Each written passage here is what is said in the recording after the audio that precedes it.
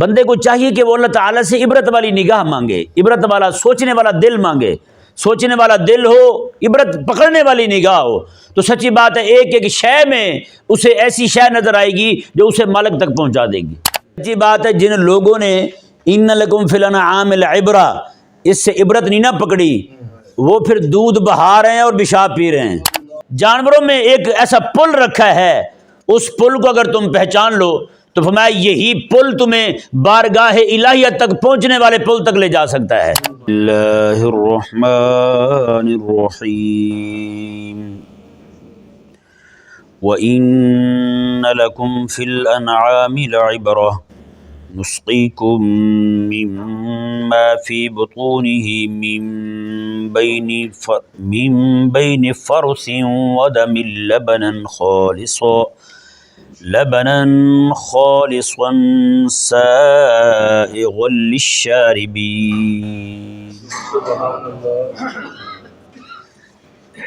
پچھلی آیہ مبارکہ میں جیسا کہ آپ کے سامنے کل بیان کیا تھا کہ اللہ تبارک و تعالی نے اپنی توحید بیان فرمائی اور عقیدہ آخرت اور عقیدہ نبوت اور رسالت بیان فرمایا۔ سورہ نحل کی آیت نمبر 66 میں خلاق کائنات نے اپنی ربوبیت کو بیان فرمایا، اور ربوبیت کو ظاہراً بیان فرمایا یعنی صراحتاً بیان فرمایا، اور ضمناً اس میں بھی اللہ تبارک و تعالیٰ کی الوہیت کا بیان بھی ہے، الوہیت کا، اس کی قدرت کا، باقی اللہ تعالیٰ کی صفات کا بیان اسی آیہ مبارکہ میں بیان ہوا، وہ انشاءاللہ عز و جل ابھی واضح ہوتا ہے۔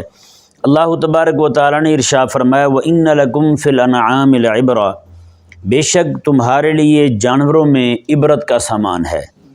یہ ذہن میں رہے، عبرہ جو ہے نا، عبرت عموماً کہتے ہیں عبرت کے ہیں 400 نمونے، یہ بولتے ہیں نا لفظ ایک عبرت بولتے ہیں۔ عبرت کا مطلب عموماً ہمارے ہاں کہا جاتا ہے سبق پکڑنا۔ عبرت کی مختلف تعبیریں ہیں۔ عبرت کا ایک مطلب جو ہے وہ یہ عبور سے ہے، جیسے کہتے ہیں فلاں بندہ سڑک عبور کر گیا، فلاں بندہ پل عبور کر گیا، جی یعنی ایک کنارے پہ کھڑا تھا دوسرے کنارے پہ آ گیا۔ کیا مطلب ہے اس کا کہ اللہ تعالیٰ نے فرمایا جانوروں کو دیکھو، فرمایا کہ تم گناہ والے کنارے پہ کھڑے ہو، جانوروں میں غور کرو گے تو تم نیکی والے کنارے پہ آ جاؤ گے غور کرنے پر۔ فرمایا کہ تم کفر والے کنارے پہ کھڑے ہو، اللہ تعالیٰ کی الوہیت کا، اس کی ربوبیت کا انکار کیے ہوئے ہو، اگر جانوروں میں غور کرو گے تو فرمایا کفر والے کنارے سے تم ایمان والے کنارے پر آ جاؤ گے، شرک والے کنارے سے توحید والے کنارے پہ آ جاؤ گے۔ سمجھ آ رہا ہے نہیں سمجھ آ رہا؟ یہ عبرت یعنی عبور سے، عبور کرنا ہے، ایک علاقے سے دوسرے علاقے کی طرف منتقل ہو جانا، یہ کہلاتا ہے۔ اور دوسرا یہ کہ ایک حقیقت سے دوسری حقیقت کی طرف منتقل ہو جانا۔ حقیقت کیا ہے؟ جس بندے پر جانوروں کی حقیقت واضح ہو گئی نا، وہ اس جانور کے اندر جو حقائق رکھنے والی ذات ہے، اس حقیقت سے اس ذات کی حقیقت تک بندہ پہنچ جائے گا، یعنی ایک حقیقت سے دوسری حقیقت کی طرف منتقل ہونا۔ جیسے ہمارے حضرت امام شافعی رضی اللہ تعالیٰ عنہ سے کسی نے پوچھا آپ نے اللہ تعالیٰ کو کیسے پہچانا ہے؟ آپ امام شافعی رضی اللہ تعالیٰ عنہ ارشاد فرماتے ہیں میں نے ریشم کے کیڑے سے کیڑے کو دیکھ کے اللہ کو پہچانا ہے، شتوت کو دیکھ کے۔ میں شتوت جو ہے اس کے پتے بکری کھاتی ہے تو وہ مینگنیاں کرتی ہے، گدھا کھاتا ہے تو لید کرتا ہے، جی گائے بھینس کھا لیتی ہے تو گوبر کرتی ہے۔ فرماتے ہیں کہ وہی پتا اگر ریشم کا کیڑا کھا لے تو اس سے کپڑا نکل آتا ہے۔ کیا اللہ تبارک و تعالیٰ کی قدرت کاملہ یار، اللہ اکبر کبیرہ۔ یہ پھول جو ہے نا، ان کا رس اگر مکھی دوسری بھی چوس لے نا تو وہ گندگی ہی پھینکتی ہے، اگر وہ شہد والی مکھی چوس لے تو پھر وہ اللہ تعالیٰ نے فرمایا کہ وہ تمہارے لیے عسل مصفیٰ بھی ہے اور تمہارے لیے شفا بھی ہے۔ سبحان اللہ۔ جو بندہ ان چیزوں میں غور کرتے نا، جی ان چیزوں کی حقیقت کو جو بندہ پہچان لیتا ہے، وہ پھر اس حقیقت کو رکھنے والی ذات کی حقیقت تک، اس ذات کی معرفت تک پہنچنا اس بندے کے لیے آسان ہو جاتا ہے۔ سمجھ آیا نہیں سمجھ آیا؟ ہاں یہ جو ہے نا وہ بہت ضروری ہے، بندہ جو ہے نا وہ غور کرتا رہے، بندے کو چاہیے کہ وہ اللہ تعالیٰ سے عبرت والی نگاہ مانگے، عبرت والا سوچنے والا دل مانگے، سوچنے والا دل ہو، عبرت پکڑنے والی نگاہ ہو، تو سچی بات ہے ایک ایک شے میں اسے ایسی شے نظر آئے گی جو اسے مالک تک پہنچا دے گی۔ نہیں سمجھ آیا؟ ایک ایک شے میں کہ وہ اسے مالک عز و جل تک پہنچا دے گی۔ جیسے دیکھیں ایک بزرگ تھے، ہم تو کتنی ساری چیزیں روز سنتے ہیں، حالانکہ وہ چیزیں ہماری توجہ اللہ تعالیٰ کی طرف مبذول کرانے والی ہوتی ہیں، لیکن ہم غور ہی نہیں کرتے، ہم آئی گئی کر جاتے ہیں۔ جیسے پنجابی میں کہتے ہیں نا آئی گئی کر گیا، سنی انسنی کر گیا، وہ توجہ نہیں دیتا۔ ایک بزرگ رحمہ اللہ تھے، وہ بیٹھے ہوئے تھے تو انہوں نے باہر ایک بندہ پھل بیچ رہا تھا، پھل بیچنے والے نے زور سے کہا اچھے سنگترے، اچھے سنگترے۔ اب لوگوں نے تو یہی سمجھا کہ سنگترے وہ پھل بیچ رہا ہے، لیکن وہ بزرگ جو بیٹھے تھے وہ ان پہ واج طاری ہو گیا۔ مطلب کیا تھا؟ فرمایا کہ وہ یہ کوئی اور بات کر رہا ہے، یہ بات جو کر رہا ہے نا یہ اس جہان کی نہیں، یہ کسی اور جہان کی بات کر رہا ہے۔ انہوں نے کہا حضرت پھل بیچ رہا ہے، لوگوں نے بھاگ کے دیکھا بھی، انہوں نے کہا وہ تو پھل ہیں اور مالٹے ٹائپ کے وہی بیچ رہا ہے۔ میں نہ وہ کہہ رہا ہے اچھے سنگ ترے۔ فرماتے ہیں جن لوگوں کا رب سے تعلق ہو چکا ہے نا، جو ان کے ساتھ بیٹھ جائے گا وہ بھی رب تک پہنچ جائیں گے۔ اس کے کہنے کا مطلب یہ ہے، بتائیں جس نے حقیقت تک پہنچنا ہو وہ ایک پھل کا نام سن کے بھی مالک عز و جل کی طرف اس کی توجہ چلی جاتی ہے، جس نے نہ پہنچنا ہو، جس نے نہ ہلنا ہو، وہ قرآن سن کے بھی نہیں ہلتا، وہ پھر پہاڑ کی طرح کھڑا رہتا ہے، آندھی ہے، طوفان ہے، بارش ہے، جو بھی آئے وہ وہیں کھڑا کا کھڑا ہے، اس کو حرکت نہیں ہوتی ہے، یہ نہیں۔ اللہ اکبر کبیرہ۔ تو یہ جو عبرت ہے نا بھائی صاحب، یہ عبرت ہر وقت ہم بولتے رہتے ہیں لیکن اس کی حقیقت سے ہمیں آگاہی کوئی نہیں۔ ایک ایک شے جو ہے سچی بات ہے وہ اللہ تعالیٰ کی طرف متوجہ کرنے والی ہے، بارگاہ الہیہ کی طرف متوجہ کرنے والی ہے، اللہ تعالیٰ کی معرفت عطا فرمانے والی ہے۔ ایک ایک شے رب تبارک و تعالیٰ کے وجود پر، اس کی قدرت پر، اس کی طاقت پر، اس کی حکمیت پر، اس کی عادلیت پر گواہ ہے۔ ایک ایک شے بزبان حال چیخ چیخ کے کہہ رہی ہے خدا ہے اور ایک ہے، وہی قادر ہے، وہی مطلق ہے، وہی سارا کچھ ہے، قادر مطلق وہی ہے۔ چیخ چیخ کے ایک ایک شے کہہ رہی ہے، جہان دنیا جہان کی ایک ایک شے اعلان کر رہی ہے یار۔ لیکن یہ ایک الگ بات ہے، ہماری توجہ نہیں جاتی اس طرف۔ توجہ دلانے پر بھی توجہ نہ جائے تو اس سے بڑی ڈھٹائی کیا ہو سکتی ہے بھلا بتائیں۔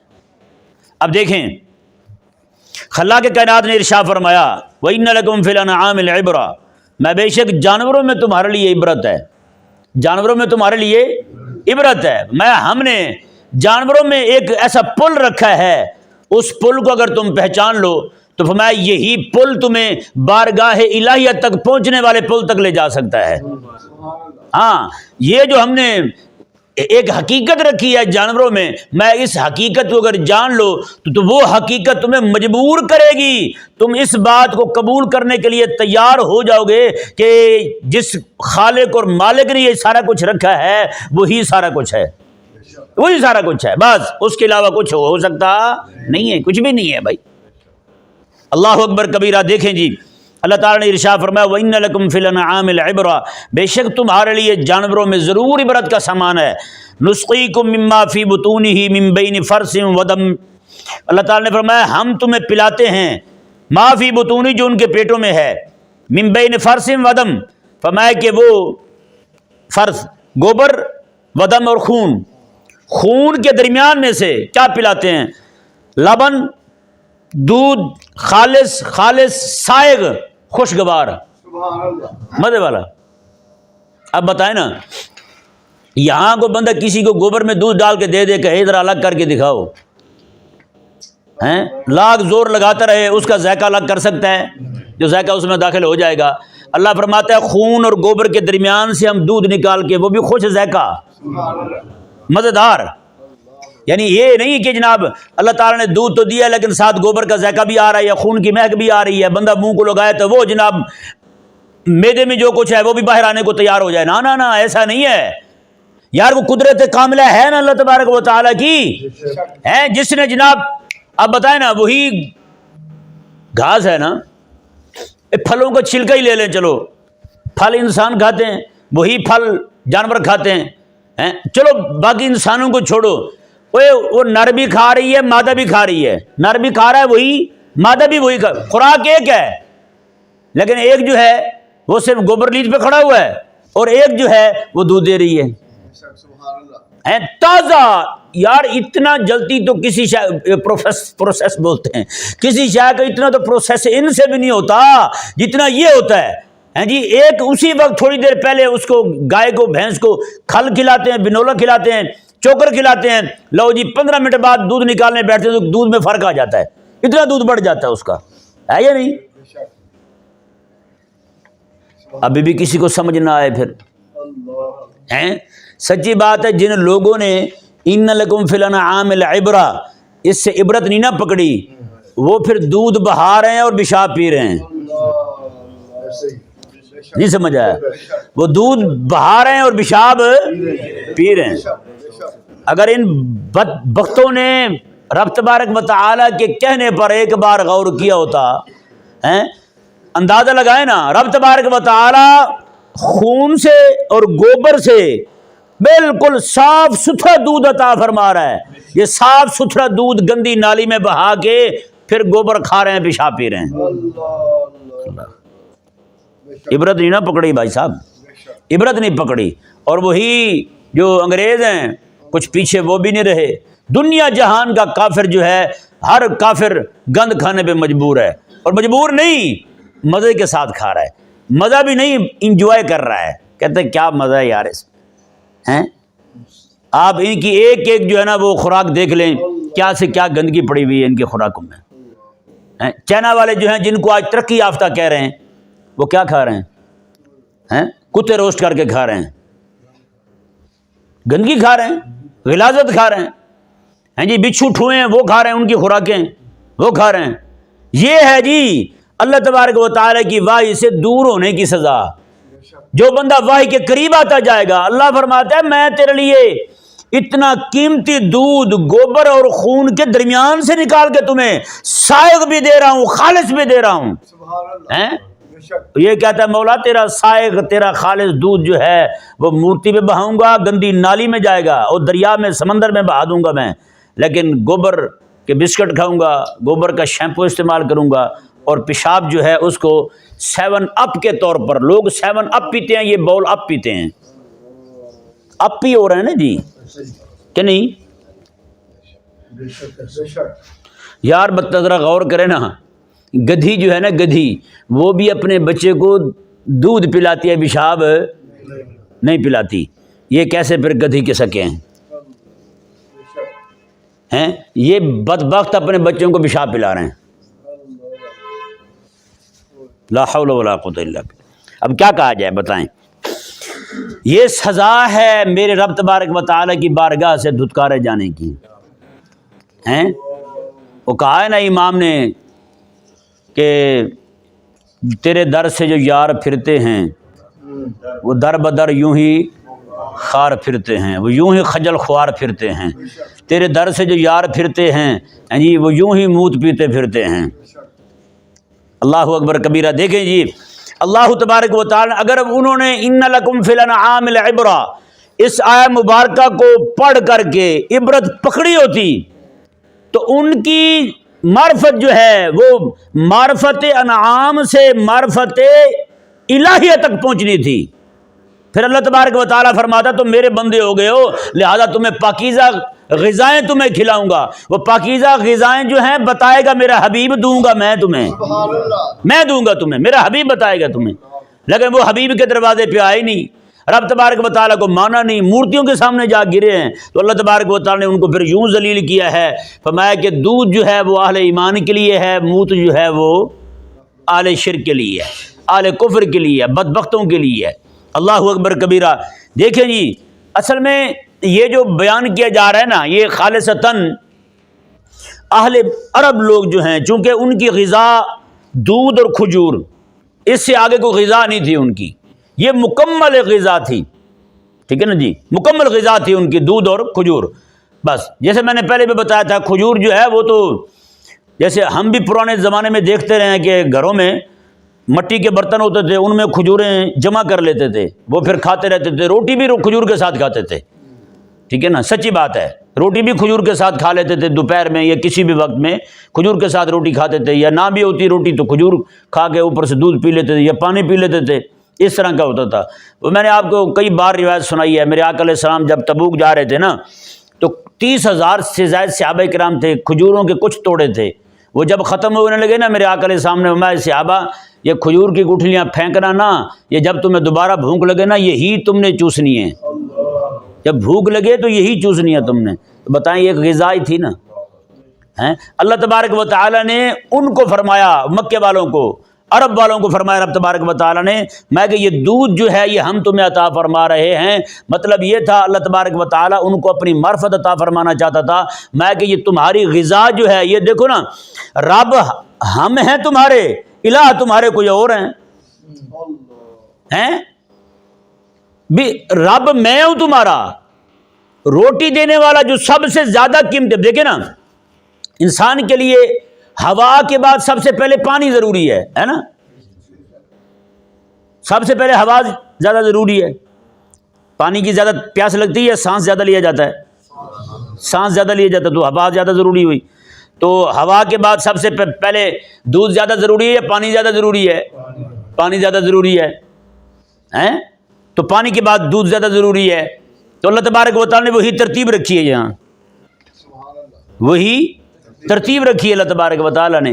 جب پانی اللہ تعالیٰ نے فرمایا کہ پانی آ رہا ہے, پانی برسا رہے ہیں تم پر, تو مطلب صرف پانی کا ذکر نہیں ہوا, وہاں ہوا کا ذکر بھی ہوا ہے.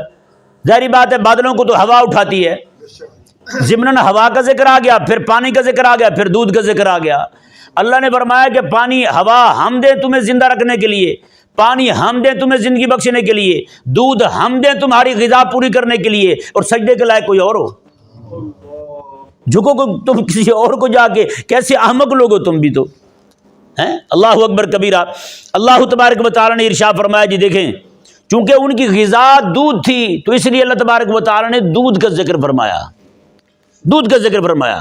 میں کہ ہم تمہیں دودھ دے رہے ہیں کیونکہ وہاں کا جو موسم ہے آپ کو پتہ ہے آج بھی وہاں سخت گرمی پڑتی ہے. موسم کی تمازت جو ہے اس کے سامنے کوئی بندہ ٹھہر نہیں سکتا.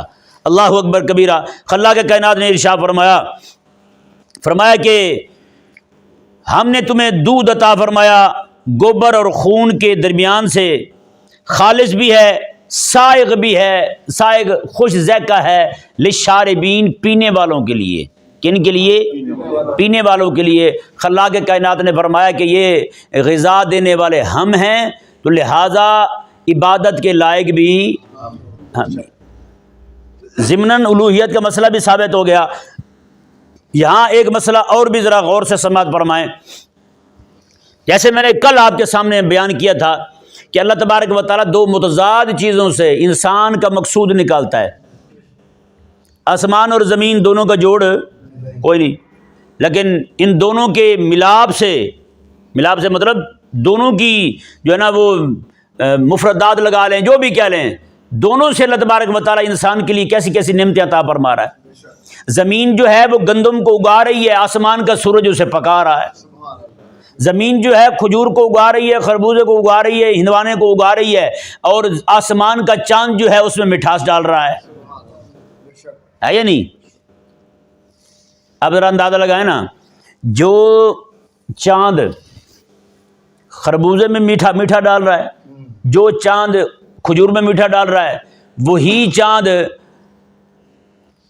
وہ کیا ہوتا ہے کھٹا, لیمو, اس میں کھٹا ڈال رہا ہے یا نہیں؟